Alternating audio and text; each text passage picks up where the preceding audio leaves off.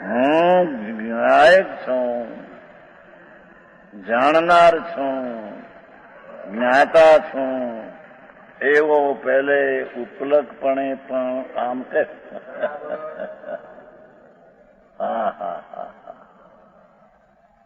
આ દુઃખથી છૂટવાનો રસ્તો આ છે. હું જ્ઞાયક છું એમ ભલે પેલા ઉપલકપણે કહે,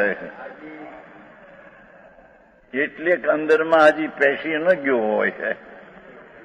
વિકલ્પના ભૂમિકામાં આ જ્ઞાયક છું એવો ઉપલકપણે પણ પેલું કહે.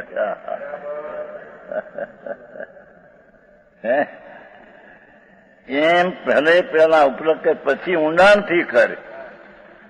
ઊંડાણ એટલે એક સમયની પર્યાયની પાછળ ભગવાન અંદર અંતરાત્મા સારો પડ્યો છે પ્રભુ. એક સમયની પર્યાયની ઊંડે અંદર ઊંડાણ ઈ કે છે. એ પર્યાયની દ્રષ્ટિ છોડી વર્તમાન પર્યાયને પર ઉપરના લક્ષણે છોડી અને એ પર્યાયને ઊંડે એટલે એનું જે ધ્રુવ છે ત્યાં લઈ જા. આવી વાત છે. એમ ભલે પછી ઊંડાણથી કર. એટલે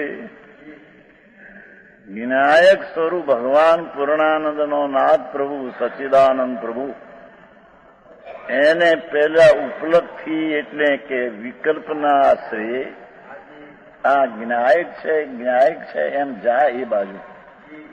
પછી અંદરમાં ઊંડાણમાં વિકલ્પને તોડીને અંદર જા.